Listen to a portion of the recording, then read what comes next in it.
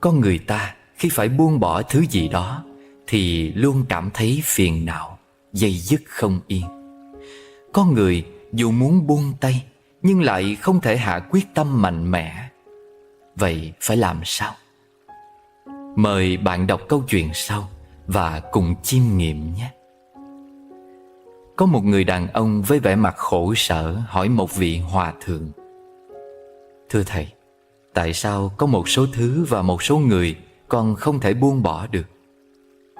Vị hòa thượng nói: Không có gì là không thể buông bỏ được. Người đàn ông kia lại nói: Thưa thầy, tại sao có những thứ và có những người mà con hết lần này đến lần khác đều không buông bỏ được? Vị hòa thượng liền bảo người đàn ông kia cầm cái chén lên, rồi ngài rót nước trà vào chén. Hòa thượng rót đến tận lúc nước trà trong chén trào ra ngoài. Người đàn ông kia lập tức thấy nóng tay, không chịu được, liền đặt chén trà xuống. Lúc này vị hòa thượng lại nói: Trên đời không có gì là không buông bỏ được. Chỉ cần ngươi cảm thấy bị đau, ngươi sẽ tự bỏ xuống được thôi. Quả thật, khi chúng ta đã có công danh thì liền thấy khó buông bỏ được công danh. Khi chúng ta có tiền tài thì liền thấy khó buông bỏ được tiền tài. Khi chúng ta đã có tình yêu thì liền thấy khó buông bỏ được tình yêu. Khi chúng ta đã có sự nghiệp thì liền thấy khó buông bỏ được sự nghiệp. Tất cả những điều này khiến chúng ta không buông bỏ được là bởi vì trong lòng chúng ta còn có suy nghĩ và mộng tưởng, mong tưởng về chúng, còn bị chúng hấp dẫn. Hay là bởi vì hành vi của đối phương còn chưa động chạm đến ranh giới của sự chịu đựng của ta. Nói chung là vì chúng còn chưa khiến bản thân chúng ta bị đau nhức đến mức phải buông bỏ. Ví dụ như ta khó buông bỏ được tình yêu là bởi vì trong lòng chúng ta còn có hy vọng và mong đợi rằng trong tương lai sẽ có cải biến. Trong lòng vẫn còn bị tham dục cản trở. Những người thiếu quyết đoán thường nghĩ trước nghĩ sau, nên nắm giữ cũng chậm mà buông bỏ cũng chậm. Nếu người đó trải qua một lần biến cố to lớn, hay khi cận kề cái chết, sẽ có thể khiến họ thay đổi. Khi chúng ta đối với một thứ hay một người nào đó mà có cách suy nghĩ nhìn nhận thông thoáng hơn, xem nhẹ hơn, thì việc buông bỏ cũng dễ dàng hơn. Chúng ta sở dĩ bị rơi vào đau khổ là bởi vì trong lòng có nhiều dục vọng. Mỗi ngày chúng ta đều phải suy nghĩ về những thứ dục vọng ấy. Đương nhiên là sẽ thấy rất mệt. Điều này cũng giống như mua sắm đồ đạc cho một căn nhà mới vậy. Ban đầu, để thỏa mãn nhu cầu hay sở thích, chúng ta mua thật nhiều thứ. Nhiều năm sau này, chúng ta phát hiện ra ngôi nhà đã chứa quá nhiều thứ, có cả những thứ không bao giờ dùng đến. Lúc đó, chúng ta nghĩ rằng sẽ bỏ đi một vài thứ nào đó, nhưng biết bỏ thứ nào đây? Cái gì ta cũng thấy có ý nghĩa, cũng lưu dấu kỷ niệm, thế nên chẳng đành vứt bỏ đi thứ gì. Rốt cuộc lại lưu giữ lại tất cả, đành phải chấp nhận sinh sống trong một không gian nhỏ hẹp, bức bối. Nhưng nếu như có một ngày nào đó, căn nhà của chúng ta bị mưa dột, khiến những thứ đó bị ướt hoặc bị rách nát, thì chúng ta lại dễ dàng vứt bỏ chúng ngay. Điều này chính là khi thật sự đau đớn, ta sẽ tự nhiên buông bỏ. Trong cuộc đời có rất nhiều thứ chúng ta nên buông bỏ, vì nếu cứ lưu luyến thì chúng sẽ trở thành một loại ràng buộc. Hãy dũng cảm buông bỏ để được tự do tự tại, đạt đến giải thoát an vui. Phút nào tỉnh thức em ngồi lại, nhìn ra thế giới, nghĩ về mình. Thấy chăng một thứ chi thường tại, chập chờn mộng thực kiếp nhân sinh. Đừng đợi già mới ngộ ra điều khiến mình hạnh phúc. Hạnh phúc là gì? Đến nơi đâu mới tìm được hạnh phúc? Con người vẫn luôn mong muốn tìm đến được bến bờ hạnh phúc, nhưng lại không hiểu rằng hạnh phúc có trong những điều rất giản dị. Bạn có bao giờ ngồi một mình thinh lặng và suy nghĩ về những câu hỏi như: bạn là ai? Tại sao bạn có mặt trên cõi đời này? Điều gì quan trọng nhất trong cuộc sống của bạn? Câu trả lời tùy thuộc vào mục đích sống của bạn là gì. Nếu mục đích sống của bạn là sự giàu có, thì tiền bạc là quan trọng nhất. Nếu đó là có được một địa vị cao trong cuộc sống, thì sự thăng tiến trong sự nghiệp là điều quan trọng nhất. Còn nếu đó là hạnh phúc, thì gia đình và tình yêu và đời sống tâm linh là quan trọng nhất. Người hạnh phúc là người biết mang lại hạnh phúc cho những người xung quanh. Tôi nghĩ rằng điều quan trọng nhất trong cuộc sống của mỗi con người chính là sống làm sao cho mình được hạnh phúc.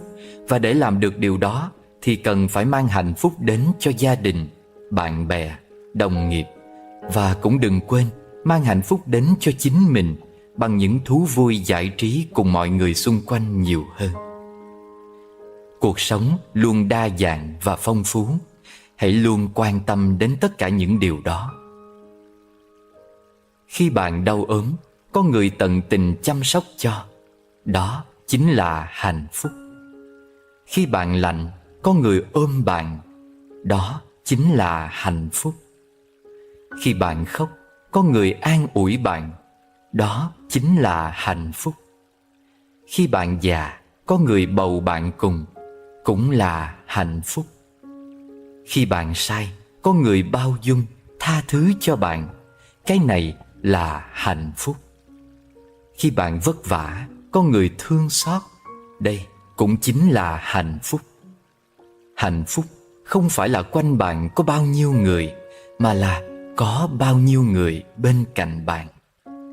Hạnh phúc không phải là bạn lái những chiếc xe sang trọng, mà là bạn lái xe về đến nhà bình an.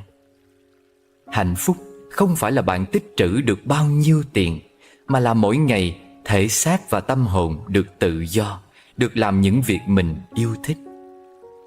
Hạnh phúc không phải là chồng, vợ của bạn thành công, xinh đẹp ra sao, mà là chồng, vợ của bạn luôn có thể nở nụ cười rạng rỡ.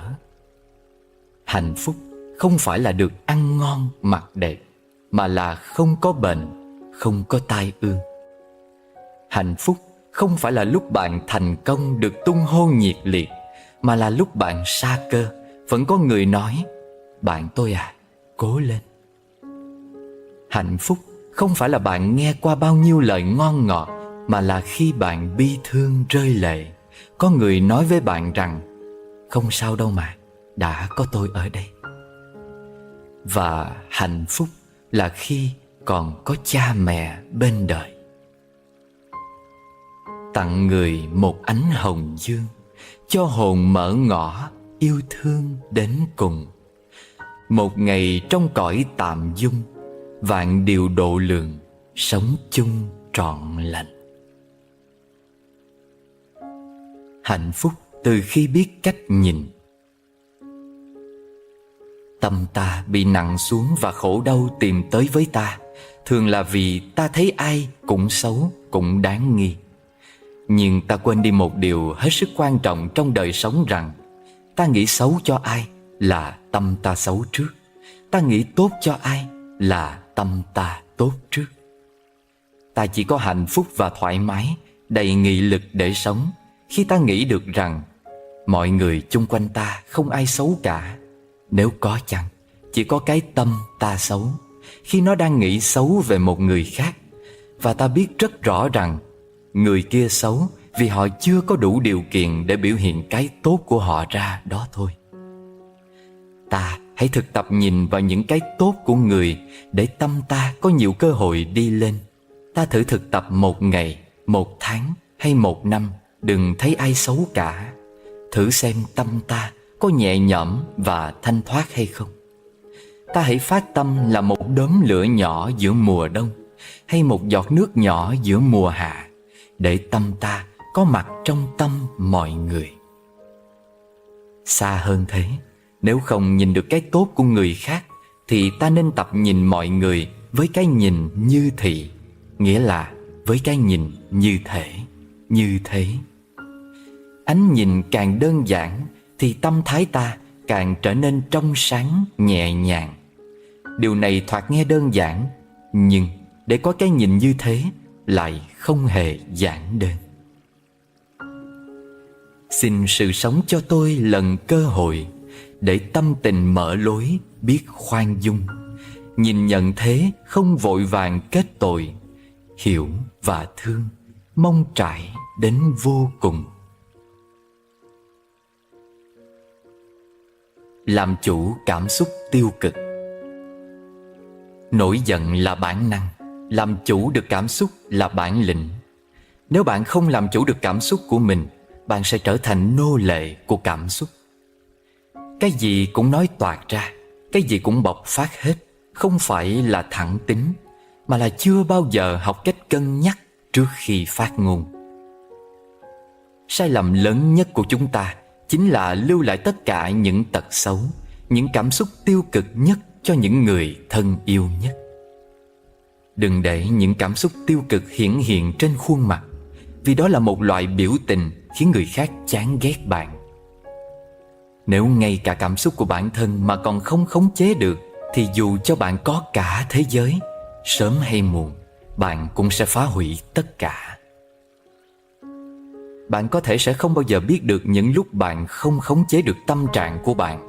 Bạn đã nói ra những lời nói làm tổn thương người khác nhiều như thế nào. Một lời hay có thể sưởi ấm cả mùa đông. Một câu không hay có thể làm rét lạnh cả tháng 6.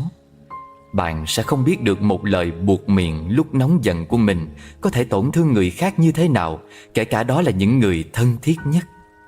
Càng trưởng thành, càng phải học được cách bao dung, học được cách khống chế cảm xúc. Đừng để những xúc động nhất thời khiến bạn vụt mất người bạn yêu thương nhất. Người sửa được tính cách của bạn là người bạn yêu. Người chịu được tính cách của bạn là người yêu bạn. Bình an ngự ở chốn nào, phải chăng xa vắng ồn ào lặng im. Ngày nơi xáo động nhiễu phiền, nếu tâm tĩnh lặng, bình yên chính là. Sống điềm tĩnh.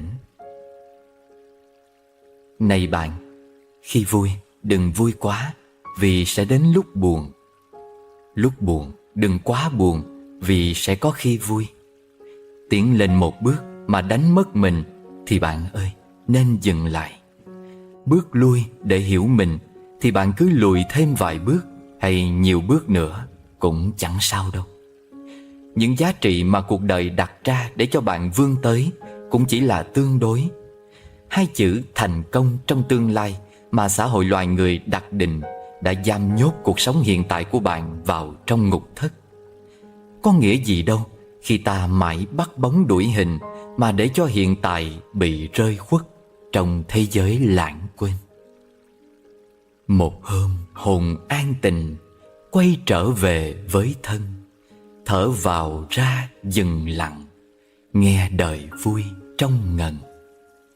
Thì ra chân hạnh phúc nằm ngay trong cõi lòng, bình yên và sâu lắng, chan hòa cùng mênh mông.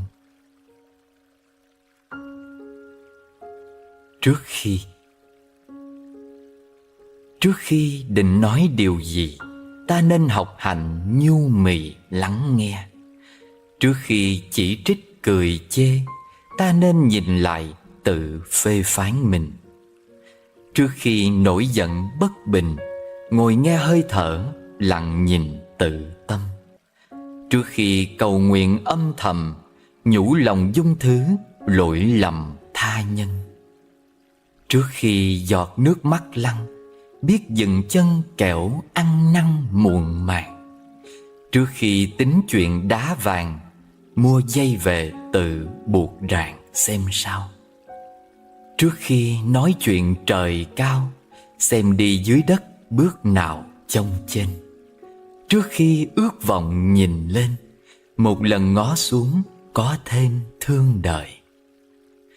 Trước khi mua sắm đua đòi, phải chăng cám dỗ gọi mời rủ rê? Trước khi hẹn ước nguyền thề, vẫn lòng xem có vẹn bề trước sau. Trước khi muốn bỏ cuộc mau, nhớ tâm nhiệt huyết buổi đầu dấn thân. Trước khi từ biệt dương trần, sống cho đi thể tri ân cuộc đời. Trước khi muốn thấy ai cười, đầu tiên hàm tiếu trên môi nở chào. Trước khi muốn nếm ngọt ngào, tình thương dâng hiến gửi trao thật thà. Trước khi muốn thoát ta bà, nhớ chân thành niệm Di Đà nhất tâm. Để cuộc sống ý nghĩa hơn. Ở đời có một số việc phát sinh rồi chỉ có thể tiếp nhận. Có một số người quay lưng rồi chỉ có thể buông tay. Một vài đoạn đường chọn lựa rồi thì không thể quay đầu. Cuộc sống có những lúc bất lực như thế. Nếu nhìn thông sẽ thấy, có nhiều thứ mất đi mà bình an hơn là có được. Vài niềm đau nhẫn một chút liền qua đi. Một số phiền phức nhẫn một chút là có thể giải quyết. Một vài lời nói nhẫn một chút thấy không cần tranh luận nữa. Một vài tình cảm nhẫn một chút lại không muốn tiếp tục. Một vài con người nhẫn một chút không buồn chờ đợi nữa. Người thương thật lòng sẽ muốn cùng nhau đi đến tương lai. Tình cảm chân thành không cần thể hiện mọi lúc mọi nơi, mà lặng im song hành theo năm tháng. Duyên phận tốt đẹp không đến từ những buổi tiệc được sắp đặt sẵn, mà ở lòng kiên định chấp nhận của hai người. Nếu thật sự có duyên, thời gian không gian đều không phải vấn đề. Bằng như đã vô duyên, dù gặp nhau mỗi ngày cũng không có ý nghĩa. Người ta thường nói, phải đến khi mất đi, chúng ta mới nhận ra mình từng có những gì. Thực tế thì bạn luôn biết những gì mình đang có, chỉ là ngỡ chúng sẽ không bao giờ mất đi mà thôi. Hãy tranh thủ tận hưởng mỗi việc nhỏ trong cuộc sống, vì mai này nhìn lại, bạn sẽ phát hiện ra kỳ thực chúng đều rất quan trọng. Có một vài thời khắc khi trở thành hồi ức rồi mới thấy hết sự quý giá. Thông thường khi bạn nỗ lực hết mình, người khác chưa chắc sẽ để tâm. Chỉ cần thôi cố gắng, người ta lại chú ý. Đôi khi trời không cho thứ bạn cần, không phải vì bạn không xứng đáng, mà là đã để dành cho bạn những điều tốt đẹp hơn. Sống đơn giản thì vui vẻ, nhưng đời này người vui vẻ cực ít. Phức tạp quá chỉ khổ tâm, vậy mà người đau khổ lại đầy rẫy. Rất nhiều phiền phức là bởi mình nghĩ trước tính sau, không chịu quyết đoán. Vậy nên những thứ cần cầm lên thì đừng do dự nữa. Những thứ cần buông xuống thì cũng hãy thẳng tay. Vì phải kết thúc điều cần kết thúc, mới khởi đầu được cái nên khởi đầu. Cuộc sống giống như một cây đàn, phím trắng là vui vẻ, phím đen là đau thương. Nhưng nên nhớ, chỉ khi hai phím trắng đen kết hợp mới thành ra giai điệu. Nếu không thử thách mình bằng những việc khó khăn, bạn không thể trở thành người tiến bộ được. Một người kinh qua nhiều con đường, giải quyết vô số việc phát sinh, mới nhanh chóng trưởng thành. Bất luận cuộc sống tầm thường thế nào, cũng cần phải đối diện. Đừng trốn tránh hoặc oán trách cuộc đời. Thời gian luôn vận chuyển, người đến đi tấp nập trong nhân gian. Đừng đánh mất cơ hội khiến cuộc sống mình trở nên có ý nghĩa. Để cuộc sống không già nua. Sống đến đâu, học hỏi đến đó. Người thích học hỏi sẽ không bao giờ già. Sống đến đâu, đọc sách đến đó. Người thích đọc sách sẽ không bao giờ già. Sống đến đâu, vận động đến đó. Người thích vận động sẽ không bao giờ già. Sống đến đâu chăm chỉ đến đó. Người thích sự chăm chỉ sẽ không bao giờ già.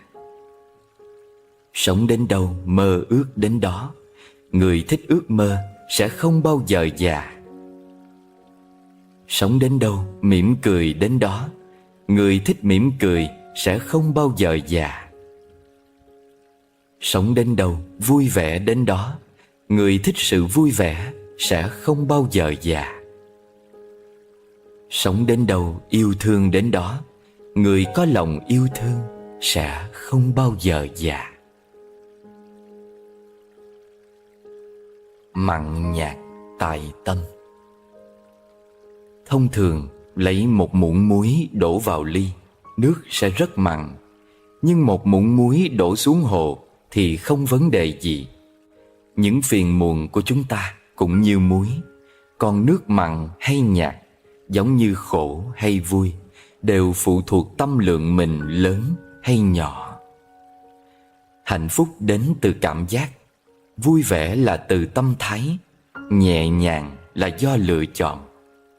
Sự việc dù đơn giản, nhưng suy nghĩ quá sâu, tính toán quá nhiều sẽ trở thành phức tạp, rồi vướng víu tay chân. Ngược lại, sự việc dù phức tạp thế nào, nếu biết xem nhẹ, bớt để tâm, cũng thành ra đơn giản, giải quyết dễ dàng. Cho nên, khi đối diện một số việc, mỉm cười là được, đừng quá nghiêm trọng. Có một vài người nhìn biết là được, không cần bận tâm. Ai thích biểu diễn thì mình vỗ tay, vạch trần cũng không có nghĩa gì. Người đã cho mình đúng thì xem như không thấy, đỡ mất công tranh luận. Bạn là ai không quan trọng, họ là ai cũng vậy thôi. Không thẹn với lòng là được, tùy duyên mà sống mới hay. Trong cuộc đời, rất nhiều người, nhiều việc, nhiều phân đoạn tình cảm không nên níu kéo. Cứ mỉm cười tiến về phía trước. Cởi mở một chút sẽ học được nhiều thứ. Tao nhã một chút sẽ càng tươi đẹp hơn. Sáng suốt một chút, nụ cười sẽ rạng rỡ, hạnh phúc hơn. Sống để yêu thương. Lẽ đời thường quên rằng chính mình cũng cần được đối xử tốt. Biết yêu thương thân tâm mới sống được trọn vẹn. 1. Bắt đầu từ chính mình. Đời người có 3 chiếc chìa khóa cần thiết: đón nhận, thay đổi và rời xa. Nếu không thể đón nhận nên thay đổi không được thì rời xa vậy. Người lạc quan thường dùng nụ cười để khỏa lấp những điều bất như ý. Kẻ bi quan chỉ biết trách hờn mà quên mất niềm vui sự sống. Đừng cứ hỏi người khác tại sao, hãy tự vấn bản thân có tư cách gì. Mọi người tốt với mình là bởi mình cũng tốt với họ, hoặc là bạn có ý nghĩa nhất định nào đó. Đừng hy vọng tất cả đều hiểu mình, vì ai cũng có sở thích và mối bận tâm riêng. Chỉ cần bạn hiểu mình đang làm gì và hướng đến mục tiêu nào là được. Hãy hoàn thiện chính mình, tạo giá trị cho bản thân. Thế giới sẽ tự nhiên trân quý bạn. 2. Thư cho ngày vấp ngã. Lúc rơi xuống hố sâu cuộc đời, khi lâm vào tình huống khó khăn, đừng buồn rầu, cũng đừng nản chí. Hãy nghĩ đến một người luôn có sức mạnh tiềm ẩn, là chính mình. Trên đời không có con đường nào là bằng phẳng, mà luôn thấp thoáng đâu đó những khúc quanh. Bạn nhất định phải băng qua nó và tiến thẳng về phía trước.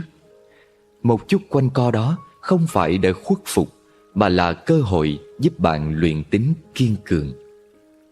Dù đêm qua có bao nhiêu tiếng khóc không lời, thì khi mặt trời thức giấc, thành phố cũng vẫn người xe rộn rã. Vì thế, hãy tin tưởng khó khăn nào rồi cũng qua đi. Ngày mai nào cũng sẽ là một ngày mới, chắc chắn. 3. Những điều tâm niệm. Tâm trạng dù tồi tệ đến đâu, cũng nhớ đừng viết lên khuôn mặt, vì chẳng ai muốn đọc đâu. Công việc dù mệt mỏi thế nào cũng đừng trách móc thở than, vì có ai làm thay bạn đâu mà. Hoàn cảnh dù nghèo cùng khổ tận cũng không nên than hèn kể khó, vì không ai vô cớ cho bạn tiền cả. Dù thất vọng cũng đừng gục ngã, hãy nghĩ đến sự mong đợi của cha mẹ và người thân mà tiếp tục cố gắng. Dù chán nản cũng đừng buông xuôi, vì vấn đề không phải ở công việc mà là chính mình, nên trân trọng mỗi sự lựa chọn của bản thân.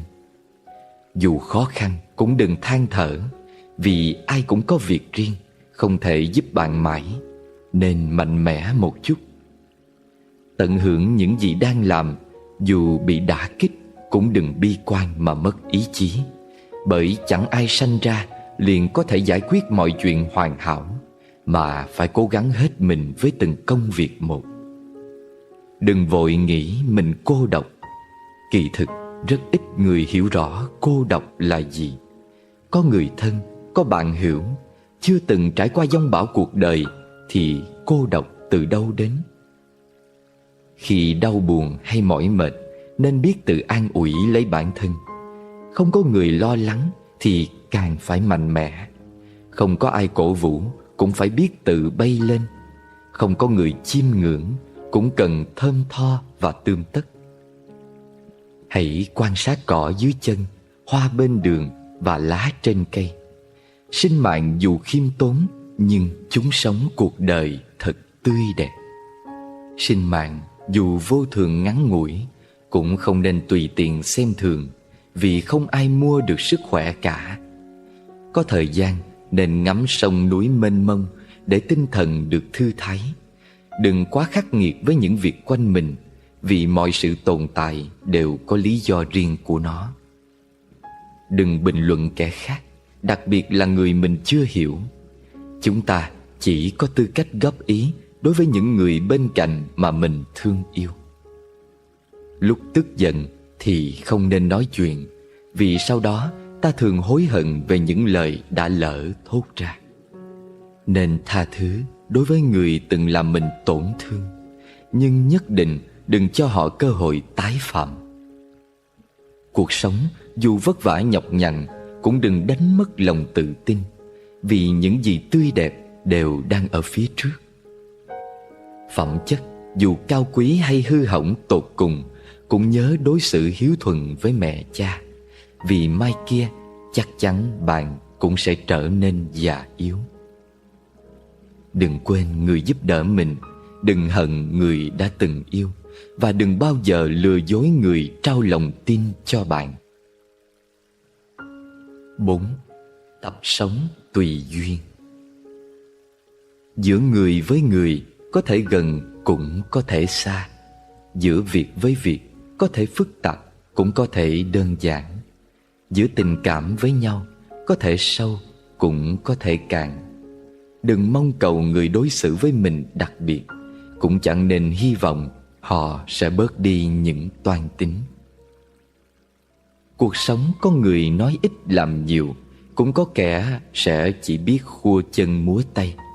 Bạn đừng quá bận lòng, chỉ cần quản tốt việc bản thân, làm những việc cần làm, đi con đường nên đi, giữ gìn sự lương thiện, nuôi dưỡng lòng chân thành, khoan dung với mọi người, nghiêm khắc với bản thân, còn lại thuận theo nhân duyên là được. Đức Phật từng nói, với người vô duyên, dù nói bao nhiêu lời cũng là thừa. Còn như đã hữu duyên thì chỉ cần xuất hiện, bạn cũng có thể thức tỉnh mọi giác quan của họ. Có một số việc vừa phân trắng đen đã trở thành quá khứ. Có một số người giận hờn vài ngày đã trở thành dĩ vãng. Có những nỗi đau vừa cười lên đã tan thành bọt nước. Có những hoàn cảnh nhờ chịu chút thương đau mà trở nên kiên cường. Đôi khi hôm nay là việc lớn, ngày mai nhìn lại chẳng có gì đáng kể. Năm nay quan trọng, sang năm sẽ thành thứ yếu. Chuyện vĩ đại đời này, đời sau người ta xem là truyền thuyết. Mỗi chúng ta nhiều nhất cũng chỉ là câu chuyện của một người. Vì thế trong cuộc sống hay công việc, nếu gặp chuyện không vừa ý, hãy nói với bản thân: hôm nay sẽ qua đi, ngày mai rồi cũng đến. Hãy buông bỏ tất cả để bắt đầu ngày mới. Trên đời có một số việc không phải không để tâm, mà để tâm cũng không làm được gì hơn. Cuộc sống không có nếu như, chỉ có hậu quả và kết quả. Đón nhận đời mình như thế nào là do bản thân lựa chọn, người khác không thể quyết định thay. Trưởng thành rồi, bạn sẽ biết cách lấy nụ cười đối diện với tất cả. Giữ lấy bình an. Chúng ta, một đời lo toan, bận rộn, mệt mỏi, dù cực khổ ra sao, công việc vẫn làm không thể hết. Một đời tiết kiệm, thu vén, tích trữ, dù gom góp bao nhiêu, tiền bạc vẫn chưa thấy đủ. Một đời nhẫn nhục, nhường nhịn, lo lắng, dù thận trọng đến đâu, lỗi lầm vẫn phạm phải không ít. Một đời đọc sách, cảm nhận, ứng dụng, dù thông minh thế nào, thiệt thòi vẫn gánh chịu ít nhiều. Thế giới rộng lớn, con người bé nhỏ, có một số việc không nên xem quá nặng nề. Trên đời không phải chuyện gì cũng như ý, đừng chèn ép chính mình. Nếu đã tận lực, hết lòng rồi, thì kết quả như thế nào cũng nên vui vẻ đón nhận. Vì bận rộn cũng là một thứ hạnh phúc, giúp chúng ta không còn thời gian nghĩ ngợi linh tinh. Bôn ba đôi khi cũng có niềm vui riêng, giúp chúng ta có cơ hội trải nghiệm cuộc sống thực tế. Mệt nhọc cũng là một kiểu hưởng thụ, giúp mình tận dụng hết khoảng thời gian trống. Lận đận cũng là một kinh nghiệm, giúp ta hiểu hơn về cuộc đời. Cuộc sống vốn không hề tồi tệ, đúng sai đều là kinh nghiệm, tốt xấu đều là phong cảnh. Nếu tâm an ổn thì hạnh phúc sẽ luôn có mặt.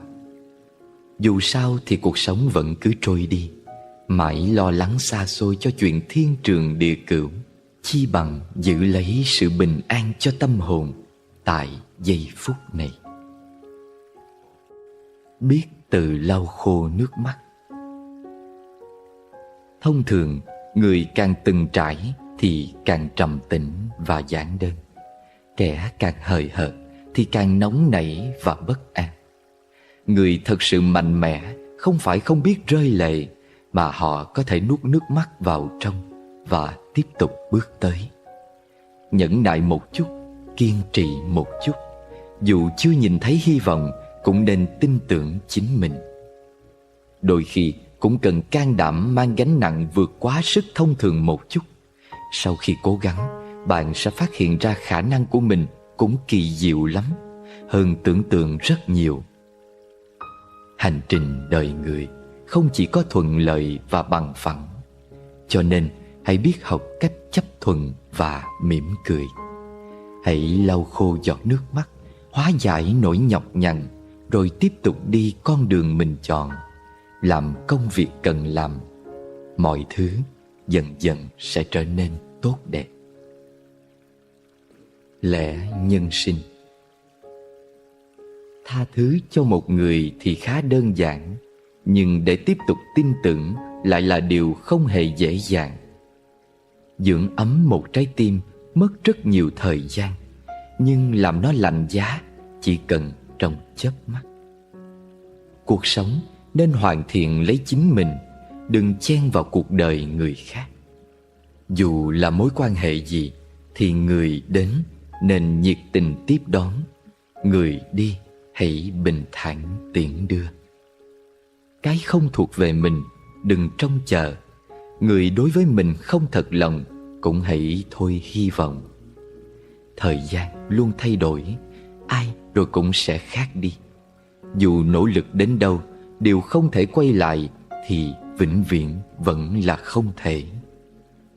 Đôi khi thế giới thật rộng lớn, đến nỗi chỉ cần một lần chia xa là cả đời không còn cơ hội gặp lại.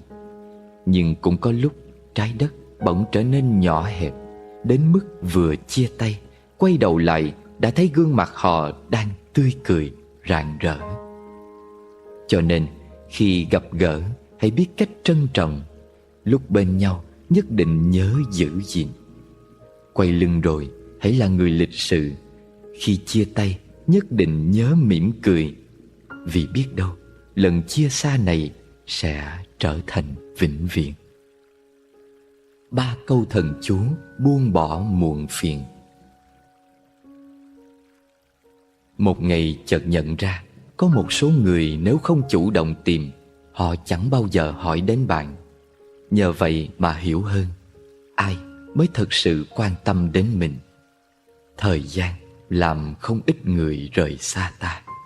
Ai có thể ở lại đến tận sau cùng, hãy nhớ trân trọng. Ngày trước cứ ngỡ tính kiên trì sẽ khiến mình mạnh mẽ. Lớn lên rồi mới hiểu, buông xuống được càng giúp ta thêm vững vàng. Muốn khóc cứ khóc, cười được cứ cười. Đừng để sự hư ảo cuộc đời biến mình thành giả tạo. Cứ sống theo ánh nhìn kẻ khác chỉ khiến bạn lạc lối trên con đường của chính mình mà thôi. Nếu lỡ gặp phiền muộn, hãy nhớ lấy 3 câu thần chú này. Đừng bận tâm, không sao đâu, rồi sẽ qua. Thấu hiểu và cảm thông. Thấu hiểu giống như cây cầu, ở hai đầu cầu chính là con đường. Nếu không có cầu thì không thể đi từ đường bên này sang đường bên kia được. Cảm thông giống như cây dù, người đứng bên dưới luôn có cảm giác được che chở.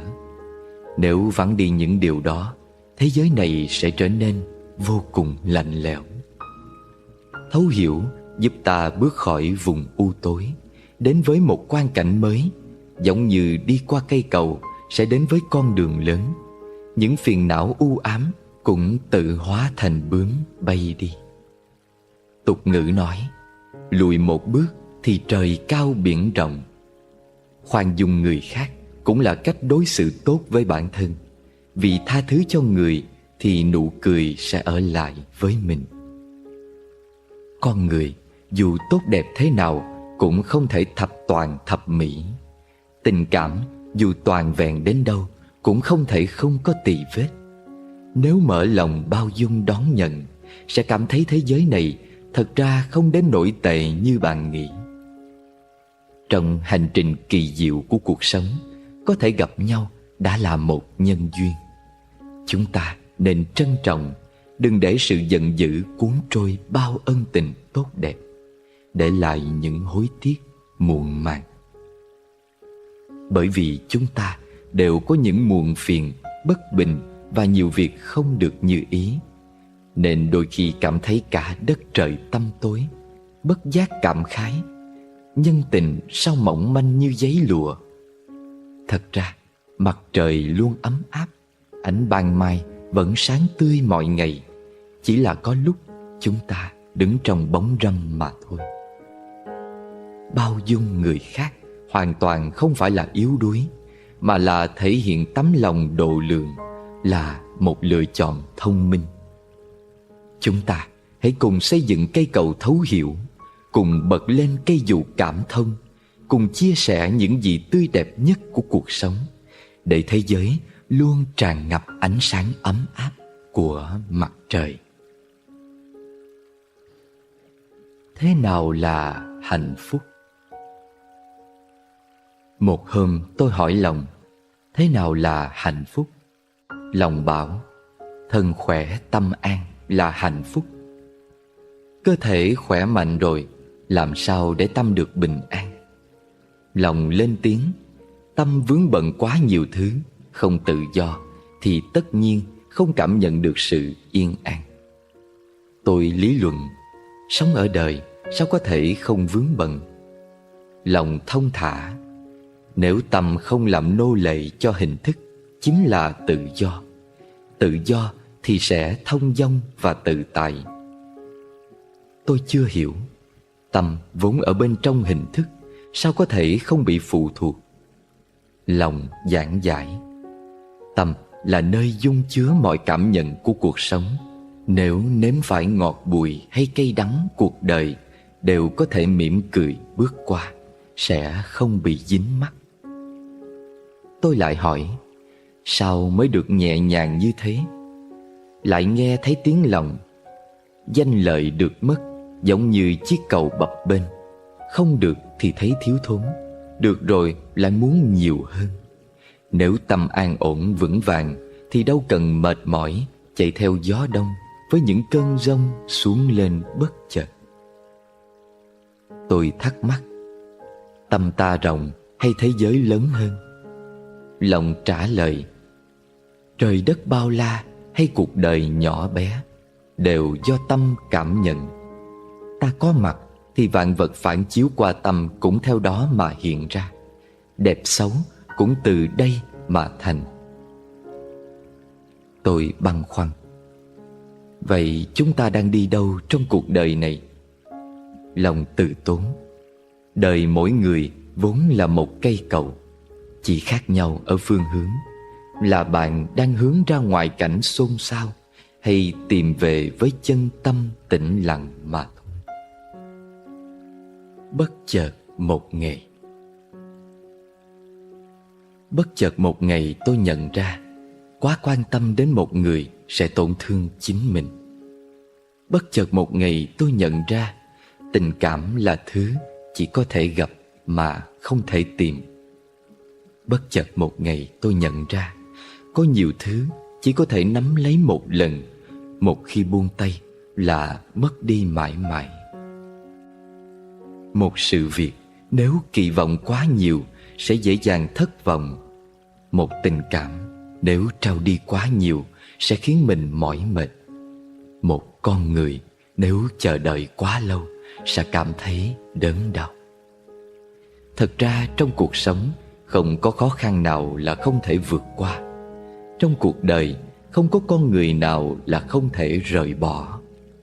Nếu không được trân trọng, không còn ý nghĩa nữa, thì phải biết dứt khoát quay lưng. Bạn có thể rơi lệ, có thể đau lòng, nhưng tuyệt đối đừng tuyệt vọng. Bởi giọt nước mắt hôm nay sẽ là sự trưởng thành ngày mai. Mỗi vết sẹo sẽ trở thành sức mạnh để bạn kiên trì hơn trên con đường phía trước. Nếu đã từng sai lầm, chỉ quan tâm đến người mình yêu thích, thì từ đây hãy trân trọng người lo lắng cho mình. Hãy nghĩ đến một ngày bạn mất đi tất cả, trở thành kẻ trắng tay, thì ai có thể ở lại và nói, không sao, vẫn còn tôi ở đây. Ai đó là gia đình, bạn bè hay đơn giản chỉ là một người qua đường bất chợt. Đôi khi xem người khác quá quan trọng, kết quả trong mắt họ mình lại chẳng là gì. Đôi khi cần biết dại khờ để lòng thanh thản một giờ bình an.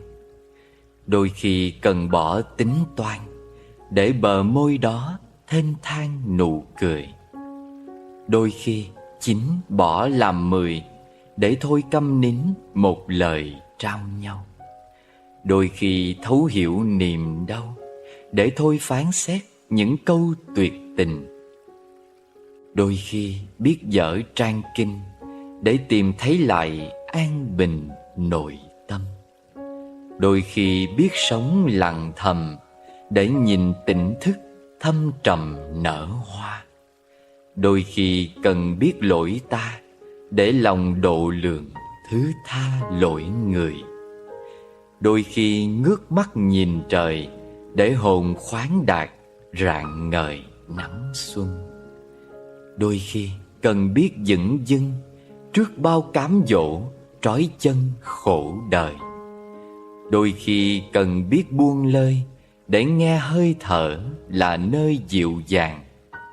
Đôi khi nhặt, đôi khi khoan để thương yêu chẳng buộc ràng lẫn nhau. Đôi khi nhớ lúc ban đầu để tình trong sáng thuở nào nguyên sơ. Đôi khi tỉnh giữa đời mơ để tâm tỏ ngộ bến bờ thực hư. Đôi khi biết trải lòng từ để cho nghĩa sống bay chừ lên ngôi. Đôi khi biết lặng cái tôi, để đây với đó xa xôi lại gần. Đôi khi đạm bạc thanh bần, đoái thương bao kiếp nhọc nhằn chung quanh. Đôi khi chuông mỏ tu hành, biết đời hơn thiệt, đua tranh mãi đời. Đôi khi ngồi giống Phật ngồi, như bất động, nụ cười thiên thu.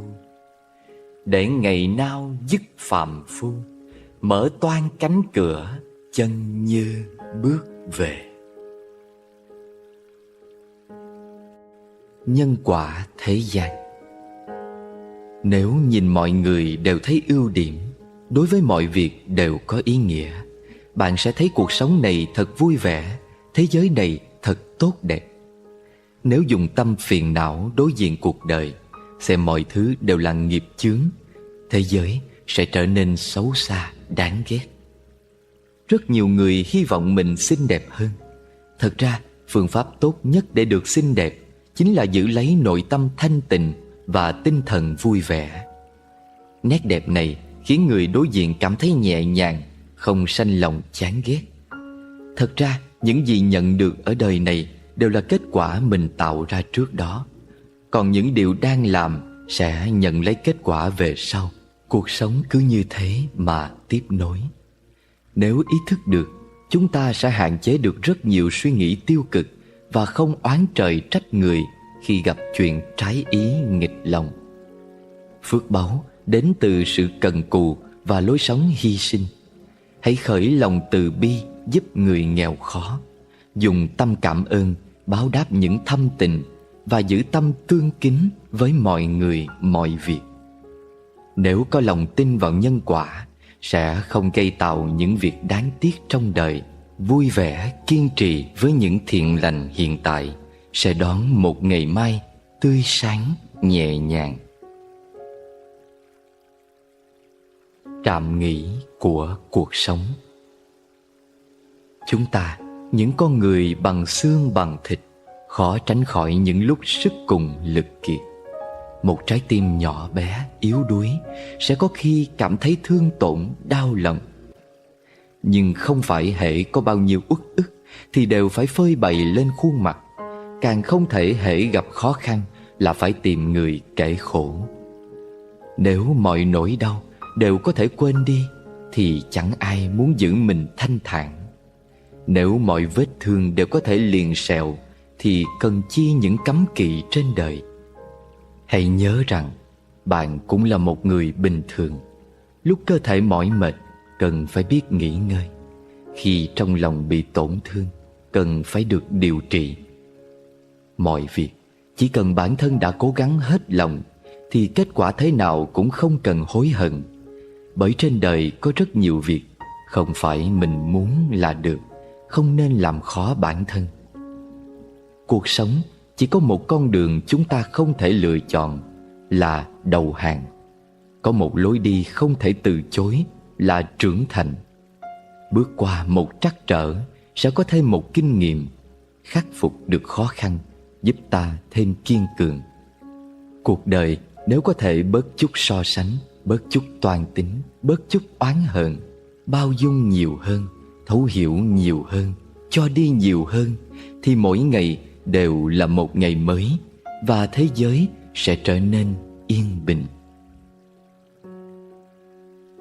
Một đoạn đường nếu đi đã lâu mà không nhìn thấy hy vọng thì nên thay đổi phương hướng. Một sự việc nghĩ đã nhiều vẫn không mở được nút thắt trong lòng thì nên buông xuôi. Một số người qua lại lâu ngày vẫn không cảm nhận được sự chân thành thì hãy rời xa.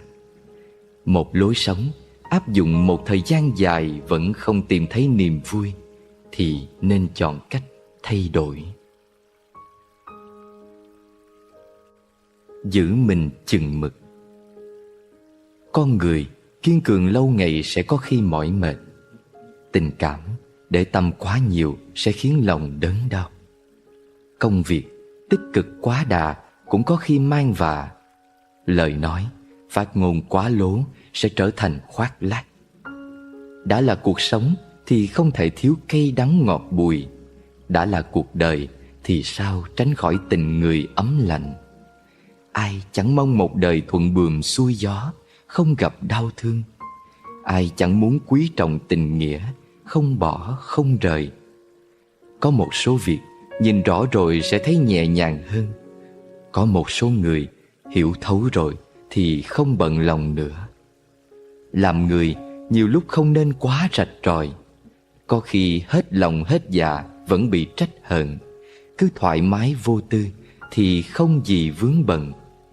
Chỉ cần trân trọng người trước mặt, làm tốt việc của mình, chân thành lương thiện, không thẹn với lòng, tất cả sẽ có sự hồi đáp xứng đáng. Mỗi buổi sớm mai. Mỗi buổi sớm mai khi mặt trời xuất hiện, nhớ nhắc bản thân sống một ngày vui vẻ và ý nghĩa. Đầu tiên là cho chính mình. Trên đời chỉ có lòng người thiên lệch, chứ không có chuyện gì là không công bằng. Không cần oán, cũng đừng nên hận. Cứ hết mình với hiện tại, mọi thứ lớn nhỏ sẽ từ từ lùi vào dĩ vãng. Cuộc sống dù tàn khốc đến đâu, bạn cũng hãy cứ kiên trì. Vì nỗ lực bao nhiêu sẽ đạt được thành công bấy nhiêu. Khi thời gian qua đi, nhìn lại cuộc hành trình sẽ thấy trong biển người mênh mông, mỗi một cuộc hội ngộ đều là một nhân duyên tốt đẹp. Đời một người tính dài ngắn làm chi, quan trọng là mình làm được gì trong khoảng thời gian sống.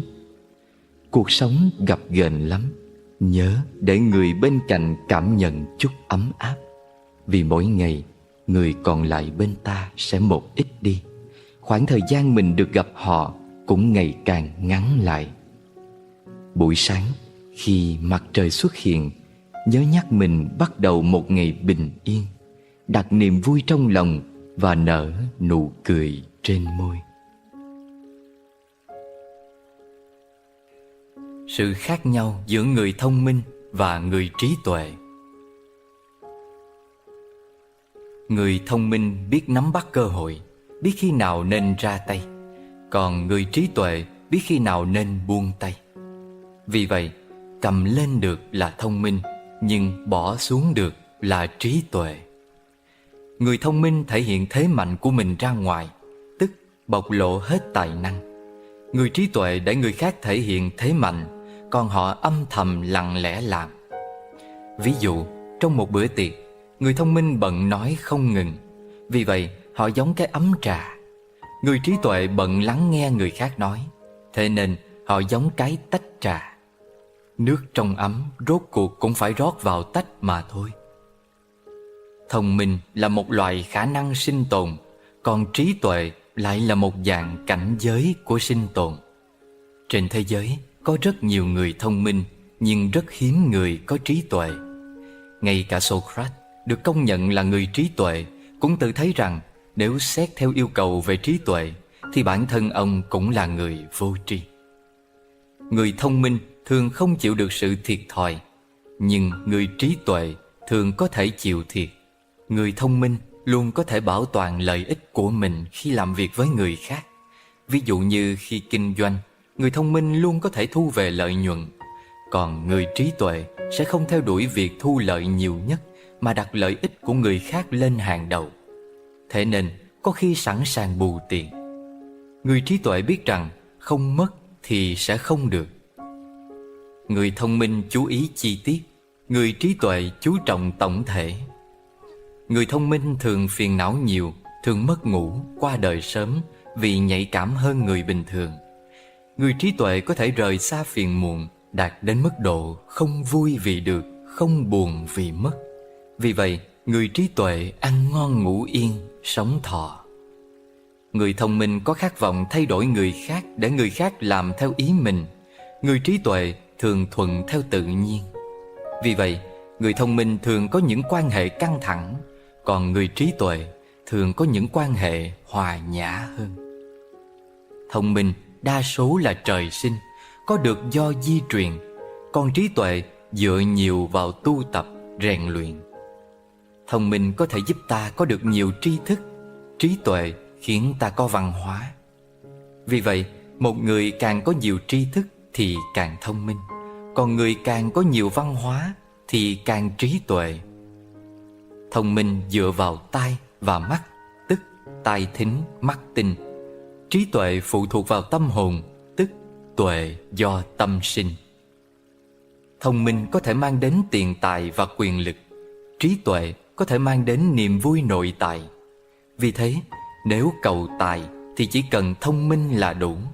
Còn nếu muốn thoát khỏi phiền muộn thì cần có trí tuệ. Vậy, bạn là người thông minh hay trí tuệ? Vậy bạn muốn làm người thông minh hay làm người trí tuệ? Hiểu người ấy gọi thông minh, hiểu mình, trí tuệ tự mình vượt qua.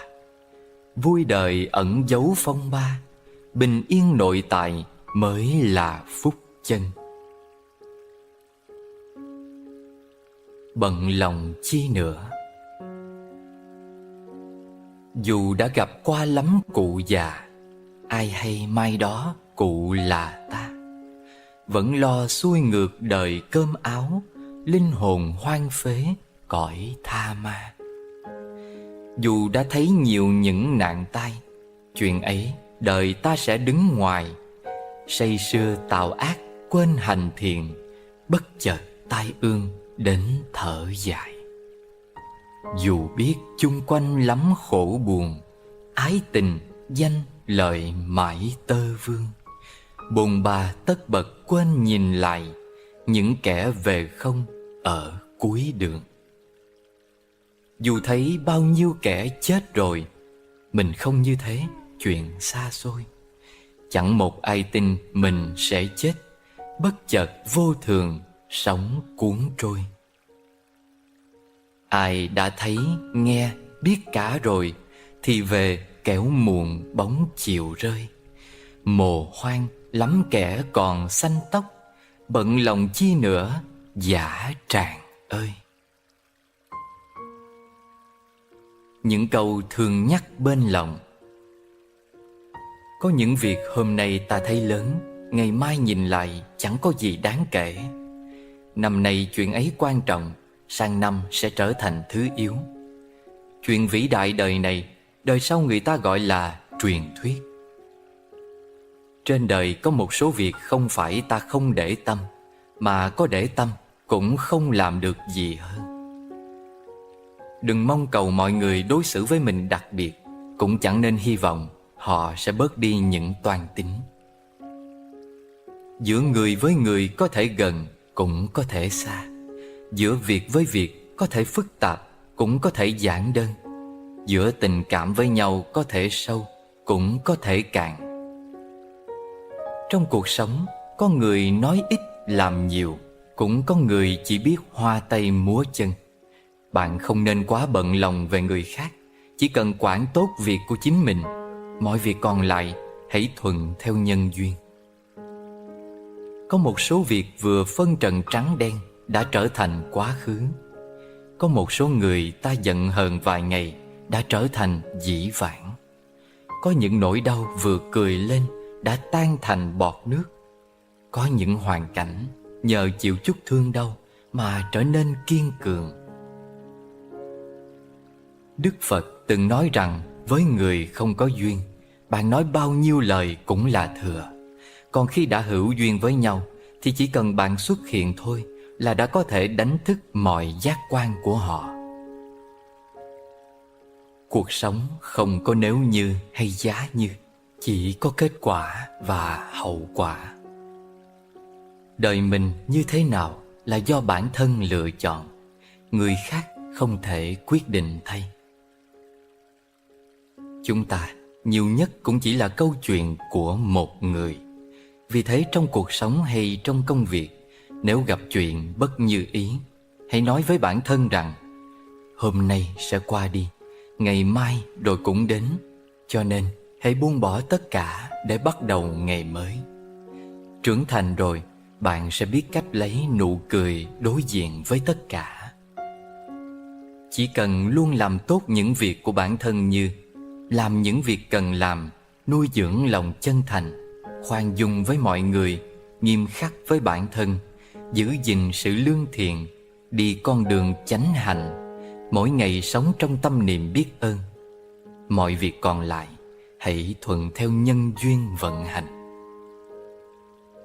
Trao gửi chân tình mới có được chân tình. Nhưng mặt khác, ta rất dễ bị tổn thương nặng nề khi trao gửi chân tình nhằm người hư tình giả dối.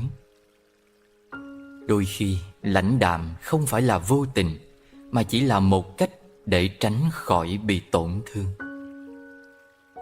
Giữ khoảng cách mới có thể bảo vệ chính mình, nhưng nhiều khi giữ khoảng cách quá sẽ khiến ta vĩnh viễn cô đơn.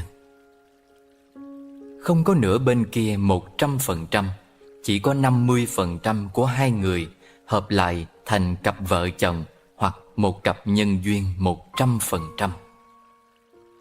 Khi giao tiếp, đừng mong muốn hết thảy mọi người đều nghe theo quan điểm của mình, vì đó là thái độ của bản ngã và là nguồn gốc phát sinh kiêu mạn.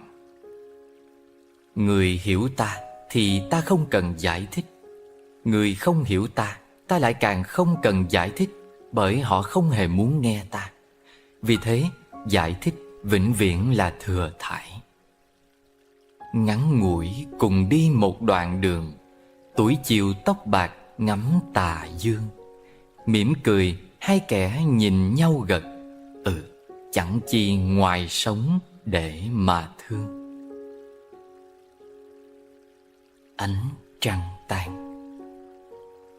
Xưa có bầy khỉ nọ lội xuống hồ vớt trăng, vớt mãi hoài chẳng được, nên mặt mày nhăn nhăn. Lắm khi mình giống khỉ, tìm hạnh phúc trần gian, đôi tay vừa chạm tới, mộng vàng vỡ tan. Trăng nghìn thu vẫn đẹp, vì không thuộc về ai. Hồn khát khao chiếm hữu, trăm năm nỗi đau dài. Ta một đời ngây dại, chạy đua với mặt trời, vừa thấy bờ hạnh phúc, hoàng hôn phủ xuống đời. Danh lợi tình mộng mị, tờ đáy nước trăng ngà, lặng chìm trong mê hoặc, nên ngàn đời xót xa. U mê thành kiếp khỉ, chúi xuống dòng đảo điên. Ai giật mình ngước mặt, vầng trăng xưa hiện tiền. Học cách cúi đầu. Một hôm, có người hỏi Socrates: ông là người có học vấn uyên thâm, ông có biết khoảng cách giữa trời và đất là bao nhiêu không? Socrates trả lời: khoảng 1 mét. Người đó không tin: thưa ông, ngoài trẻ sơ sinh ra, chúng ta ai cũng cao hơn 1 mét. Nếu độ cao giữa trời và đất chỉ có 1 mét, thì chẳng phải chúng ta đã đâm vào bầu trời rồi hay sao? Socrates tiếp tục nói: phải, ai mà chả cao hơn 1 mét. Nhưng nếu muốn thông đạt khoảng cách giữa trời đất thì phải biết cách cúi đầu. Câu chuyện này cho chúng ta biết một đạo lý: cúi đầu chính là cách hành xử đúng mực trong cuộc sống. Cúi đầu không phải là nịnh hót bợ đỡ, mà là sự thấu hiểu nhân sinh, biết được khả năng của bản thân nên sẵn sàng đối mặt với hiện thực, khiến tầm nhìn của mình trở nên rộng rãi, thoáng đãng hơn. Ta cần học cách cúi đầu khi đối mặt với hiện thực trước mắt.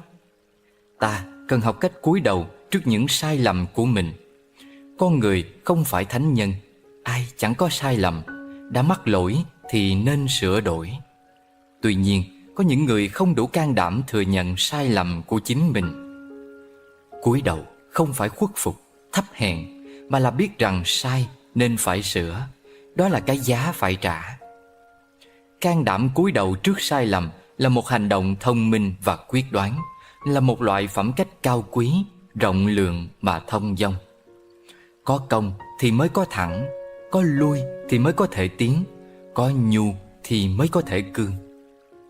Ta cần học cách cúi đầu xuống khi dục vọng thăng lên. Mong muốn của con người vô tận, ai cũng muốn được tung hoành, được nổi danh với đời. Chứng kiến bạn bè, đồng nghiệp đều là ông này bà nọ, trong khi bản thân lại không là gì hết, liền cảm thấy chán nản. Nhưng khi cúi đầu, ta sẽ phát hiện mình đã có được rất nhiều, chỉ là không nhận ra, nên cũng không biết trân trọng. Phép biện chứng của đời lại một lần nữa nhắc nhở chúng ta rằng rất nhiều người ngẩng đầu phấn đấu, cuối cùng nhìn lại, cái giành được chỉ là phù du, là vật ngoài thân mà thôi. Những người có sự nghiệp thuận lợi nhất, tiến bộ nhanh nhất, thường là những người đã hiểu và biết cách cúi đầu. Lúc nào cũng ngẩng mặt tự phụ, thì làm sao nhìn ra cái hay của người khác để mà học hỏi. Chưa một lần biết lặng im, sao ta nghe được nhịp tim mọi người. Chưa hề khóc, chẳng biết cười, chưa cho, sao tận lòng ngời nỗi vui. Thắp nến hoàng hôn. Đời sắp hết, sao muộn phiền chưa hết. Bao lo toan, chẳng một chuyện ra hồn. Ngước mắt nhìn chiều tím nhuộm hoàng hôn, nghe trời đất chứa lẽ gì sâu thẳm. Chiều qua phố, lặng người khua bước chậm. Ta về đâu, đời dạt cuối chân trời. Loay hoay cùng nhịp trái đất mù khơi. Dường hoang phí đời ta trong mờ mịt. Đời sắp tối mà bàn chân chưa biết, nẻo về sau rạng rỡ ánh mai hồng. Ôi dã tràng một kiếp đã hoài công, mình cô phụ chính mình bao kiếp nữa. Đời mộng mị sao lòng hoài chan chứa, biển mặn đầy cơn khát chẳng hề nguôi. Ta là ai mà đắm đuối cuộc đời, mà đánh đổi nụ cười qua nước mắt. Một ngọn nến ngời khi tà dương sắp tắt, còn chút này sực tỉnh thắp bình minh. Xoay mặt vào trong, thôi bắt bóng đuổi hình, cho vạn kiếp lên đên chừ khép lại. Đôi mắt nhắm, thương chuỗi ngày ngây dài. Nhân gian ơi, cõi mộng biết chăng là. Ta xem trọng điều gì nhất trong đời? Một phụ nữ bất hạnh tìm đến lão thiền sư ở nơi thâm sơn để mong được ngài chỉ dạy bí quyết sống hạnh phúc. Thiền sư hỏi: xin hỏi đạo hữu, điều đạo hữu đang xem trọng nhất trong đời là gì? Người phụ nữ chau mày suy nghĩ rồi chắp tay đáp: bạch thiền sư, con u mê không hiểu rõ câu hỏi của ngài. Thiền sư mỉm cười, ôn tồn giảng giải: ta hỏi đạo hữu về điều mà đạo hữu đang xem trọng nhất, vì điều đó quyết định đạo hữu có được hạnh phúc trong kiếp nhân sinh hay không. Người xem trọng danh tiếng, thể diện, sĩ diện của bản thân thì sẽ bực tức oán hận khi bị ai đó hạ nhục, coi thường. Người xem trọng gia tài, lợi lộc thì sẽ đau như cắt từng khúc ruột, tranh đấu mãi khiến thân thể hao mòn khi bị mất tiền của. Người xem trọng sắc đẹp thì ắt sinh lo buồn, ủ rũ khi nhan sắc tàn phai theo năm tháng. Người xem trọng tình cảm nam nữ thì không tránh khỏi thất tình khi bị người yêu hờ hững, phản bội. Người xem trọng và sống lụy tình cảm thân quyến thì như ngọn cỏ trước gió, không gượng dậy nổi khi người thân gặp chuyện không hay. Không biết đạo hữu xem trọng nhất điều gì trong số những điều đó? Người phụ nữ như bừng tỉnh ngộ. Cô nhận ra mình đang xem trọng và ôm giữ tất cả những điều thiền sư vừa nói. Thì ra những cái ấy chính là nguyên nhân của nỗi bất an đeo đẳng suốt cuộc đời cô. Cô nói: bạch thiền sư, cảm tạ ngài khai thị. Vậy con phải xem trọng nhất điều gì thì mới có hạnh phúc của nhân sinh đây? Thiền sư mỉm cười, nhẹ nhàng đáp: thứ duy nhất đạo hữu nên bảo vệ trên đời này chính là đời sống tâm linh và đạo đức của mình. Người có đời sống tâm linh và đạo đức thì không hốt hoảng khi mất tiền của, vì xét cho cùng, chúng chỉ là phương tiện, mà phương tiện thì có thể dễ dàng tìm lại được, và dẫu có mất đi thì không hao tổn đến đức hạnh của mình. Người đó cũng không bực tức khi bị sỉ nhục, không thất vọng khi bị lạnh nhạt, không bất an khi gia đình có chuyện chẳng hay. Người đó không lo buồn theo năm tháng, vì hiểu rõ rằng sỉ nhục, lạnh nhạt, hoạn nạn và tuổi già là những thứ nằm ngoài sự kiểm soát của mình, không thể tác động đến đời sống tâm linh và đạo đức của mình. Người đó sẽ chấp nhận tất cả những thăng trầm, thịnh suy của đời sống, vì cuộc đời xưa nay vốn thế. Người đó sẽ cảm ơn khi bị người khác bôi nhọ, vì đó là cơ hội tốt để tu dưỡng đức hạnh. Một người sống bình an giữa những biến động, được mất vô thường, chẳng phải là người có nội tâm vững chãi và hạnh phúc hay sao? Nghe xong, người phụ nữ bất hạnh kia bắt đầu lặng im nghĩ suy về những điều mình đã và đang xem trọng trong đời. Còn bạn đang xem trọng điều gì nhất? Trong phút giây này em có hay vạn vật quanh mình đang chuyển xoay, có mầm non hé, hoa cười nụ, chiếc lá xa cành theo gió bay. Trong khoảnh khắc này em biết chăng, có người hạnh phúc kẻ băn khoăn, nơi tê nghèo đói, đời cô quạnh, chỗ nớ ngày chưa hết nhọc nhằn. Thói thường. Vắng rồi mới thấy lòng đau, lúc còn bên cạnh nhìn nhau hững hờ.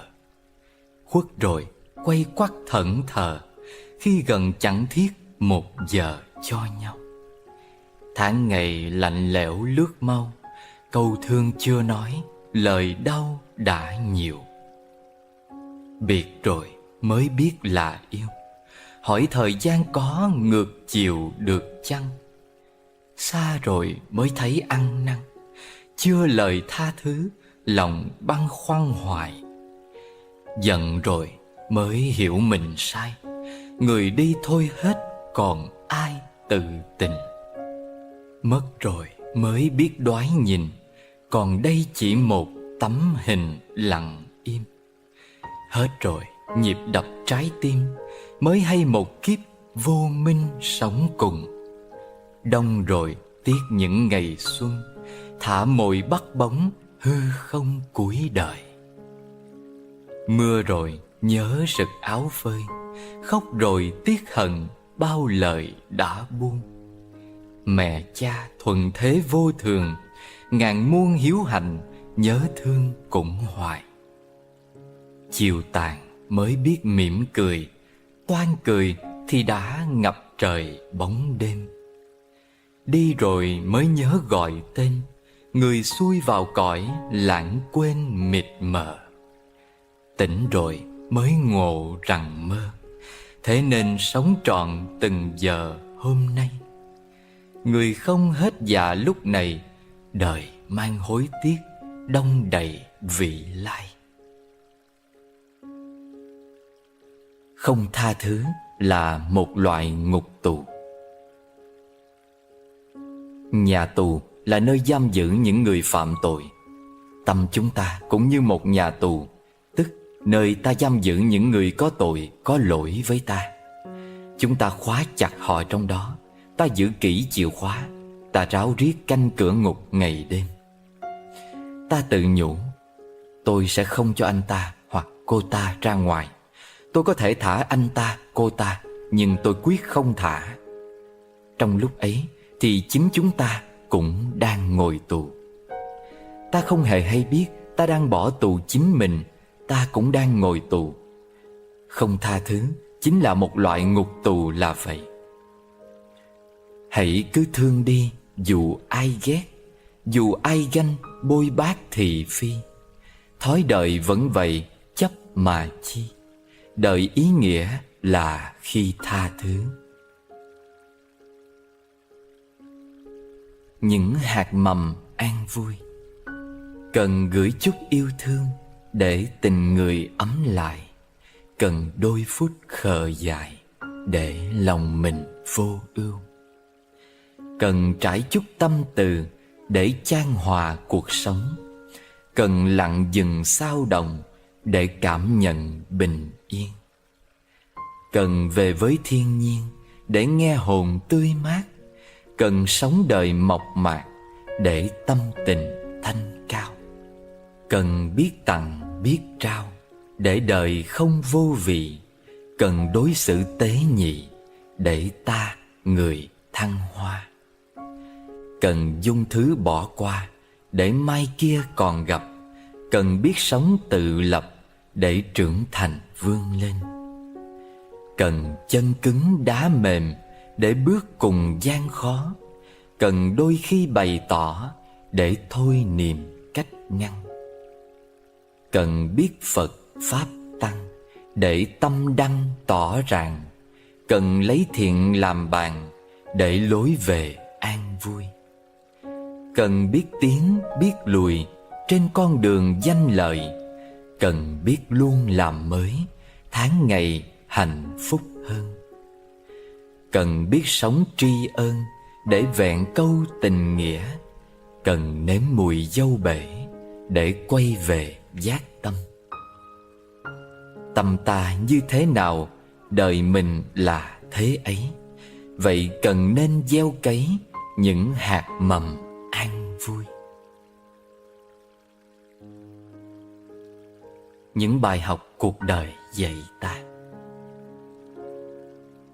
Này bạn, đời dạy cho ta biết rằng thất bại nhiều mới biết sự đáng quý của kinh nghiệm, thành công nhiều mới biết được sự đáng quý của dũng tâm, mâu thuẫn nhiều mới biết sự đáng quý của bao dung, trái tài gai mắt nhiều mới biết sự đáng quý của lòng độ lượng, gặp gỡ nhiều hạng người mới biết sự đáng quý của tình bạn, va vấp nhiều mới biết được sự đáng quý của khiêm cung, dối gian nhiều mới biết sự đáng quý của chân thành, danh lợi nhiều mới biết sự đáng quý của xem nhẹ, xã giao nhiều mới biết sự đáng quý của thanh tịnh, ràng buộc nhiều mới biết sự đáng quý của tự do, khổ đau nhiều mới biết sự đáng quý của an vui giải thoát. Mỗi ngày ta nên học cách quên đi những chuyện làm mình không vui, học cách rời xa những rủ rê làm cho mình trở nên hèn mọn. Chỉ cần vẫn có ngày mai thì mọi thứ vẫn là có thể. Kiếp người có bao lâu, ta hãy tạ ơn vì mình đang được sống, đang được cảm nhận những hoa thơm trái ngọt của cuộc đời này. Cho dù mạnh mẽ đến đâu, cũng có khi ta mềm yếu. Một lời lân mẫn trao nhau, vực dậy niềm tin kỳ diệu. Sẽ có lúc hồn vắng thiếu, dù ngồi trên đỉnh thành công. Hạnh phúc là thương là hiểu, nên cần chia sẻ cảm thông. Hãy chấp nhận sự thật rằng trong chúng ta có cả bùn lẫn sen, có cả ác quỷ lẫn thiên thần. Đừng khước từ ác quỷ, cũng đừng cự tuyệt thiên thần. Trong chúng ta có cả đen lẫn trắng. Đừng khước từ đen để chạy theo trắng. Bởi đen là sự tô điểm cho trắng, bởi bùn là dưỡng chất cho sen. Nghĩa là bạn đừng bao giờ khước từ những yếu kém hay lỗi lầm trong quá khứ, bởi sẽ không có sự tiến bộ và hoàn thiện nào đến từ sự trốn chạy và chối bỏ quá khứ. Mọi thứ đến với mỗi người đều có ý nghĩa riêng, đều là món quà cho sự trưởng thành và hoàn thiện. Thế nên hãy đón nhận tất cả với lòng biết ơn và trân trọng. Và rồi hãy sử dụng sức mạnh chuyển hóa bản thân để nghiền nát toàn bộ rác rưởi trở thành dưỡng chất nuôi cây, để cây ra hoa thơm trái ngọt. Sau đó bạn hãy tự mình nếm lấy vị ngọt của niềm hạnh phúc vui sướng rộn ràng trong lòng. Thế nhé. biết cho đi sẽ mãi còn, nắm chặt lại mất, người khôn nhớ giùm. Hai mặt. Sự thật có 6 chữ, giả dối cũng 6 luôn. Mặt trái và mặt phải, trắng đen ôi khó lường. Tình yêu có 7 chữ, phản bội cũng thế thôi. Chúng là hình với bóng, rất dễ dàng đổi ngôi. Chữ yêu là 3 chữ, chữ hận cũng là 3. Người say men hạnh phúc, kẻ thành lý mạc sầu. Bạn bè có 5 chữ, kẻ thù đếm cũng 5. Hôm nào lời ngọt mật, hôm nay chìa dao găm. Từ vui có 3 chữ, tiếng sầu cũng đồng như. Quá vui thường mất trí đời đổ hư. Chữ khóc có 4 chữ, cười cũng vậy giống in. Ai giòn cười tươi khóc, ấy cảm thọ nhận chìm. Cuộc sống là 2 mặt, giới tuyến một đường tơ. Chấp nhận mà không vướng, nhẹ bước qua 2 bờ. Biết chấp nhận những điều này thì cuộc sống an nhiên. Người đời thường đánh giá và chạy theo cái đẹp bề ngoài trước khi xét đến tính cách. Đa phần người đời xem trọng tiền bạc, không quan tâm đến cảm giác hay hạnh phúc của người khác. Thường người nào bạn yêu thương nhiều nhất, có khi sẽ là người làm bạn đau lòng nhất. Bạn bè, ranh giới của nó thật mong manh. Trong cuộc vui, không biết ai là bạn tốt. Lúc hoạn nạn mới biết bạn tốt thật sự là ai. Trên đời này, bạn rất hiếm hoi gặp được những người yêu thương bạn suốt đời như bố mẹ bạn. Một chút tình thương mở bày, người vui mình cũng đong đầy niềm vui. Một chút nhường nhìn bước lui, nghe hồn thanh thản biển trời bao la.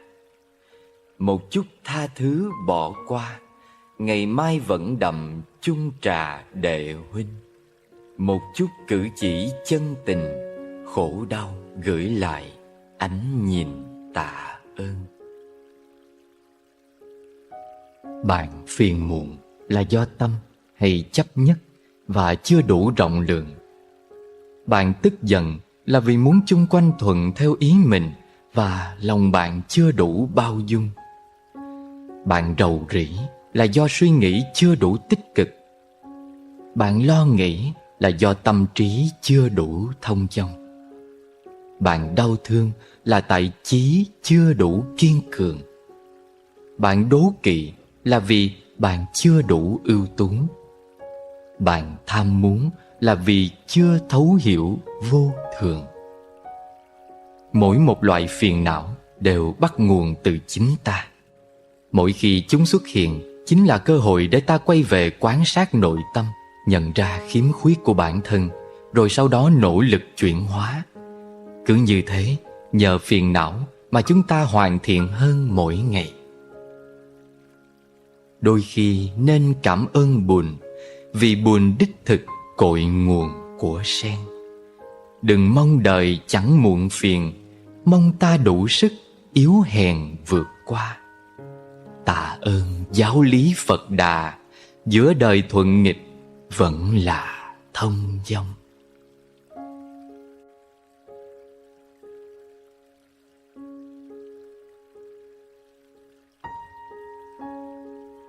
Ít nói cho lòng được tịnh thanh, cho tâm hoa nở đóa sen lành. Nhiều lời lắm lỗi đa phiền não, bao nhiêu rối rắm mãi vây quanh. Ít nói quay về với tự tâm, nương theo hơi thở niệm Phật thầm. 6 cửa cài then phòng hộ ý, tỉnh thức từng giây dứt lỗi lầm. Ít nói cho đời bớt nhiễu nhương, chỉ cần im lặng trải tình thương. Gìn thân miệng ý như gìn ngọc, hoa từ trái huệ tự thơm hương. Ít nói không là câm nín đâu, cốt là ý nghĩa chẳng nhiều câu. Một lời đem lại nhiều an lạc, hơn cả ngàn muôn rộn ý sầu. Ít nói tâm rền tiếng Phật âm, lắng nghe an tịnh thoát mê lầm. Con nguyện vuông tròn câu chánh ngữ, thắp đèn tuệ giác rạng trong tâm.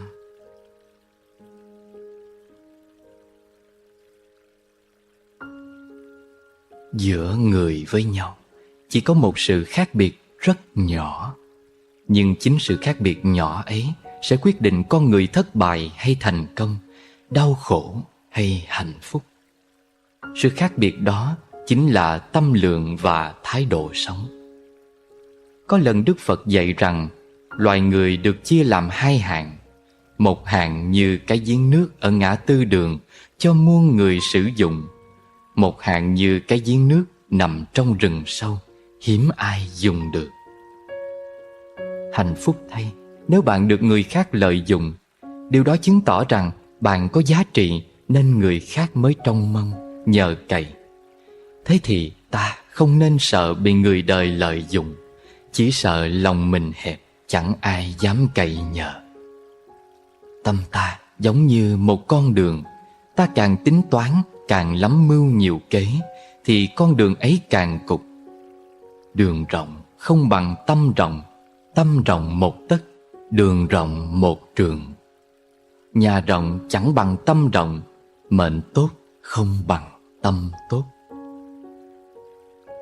Thì ra chân hạnh phúc nằm ngay trong cõi lòng, bình yên và sâu lắng, chan hòa cùng mênh mông.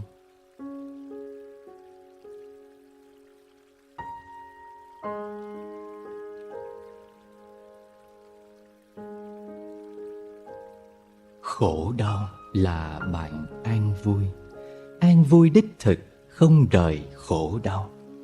Thông dòng ngay giữa cõi sầu, niết bàn chung một nhịp cầu thế gian.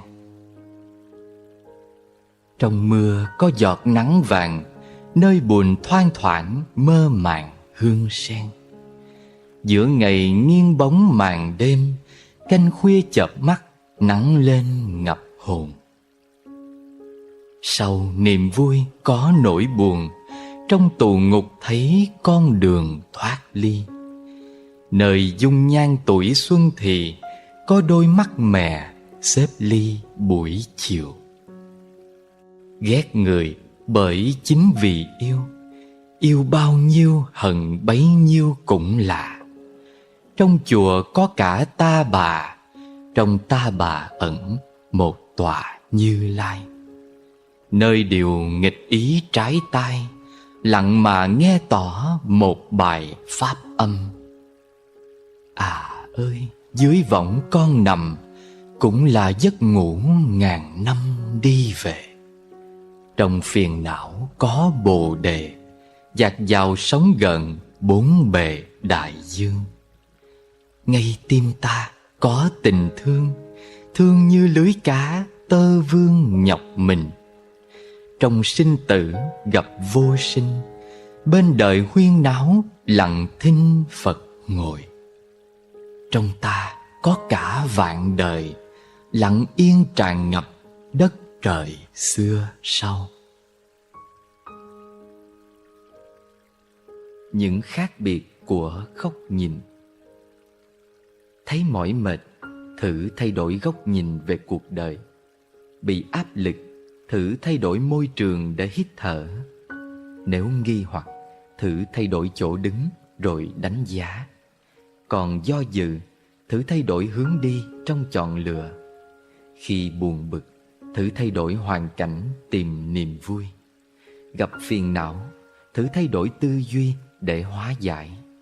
Lúc oán giận, thử thay đổi phương pháp để giải quyết. Thấy tự ti, thử thay đổi suy nghĩ khi đối diện.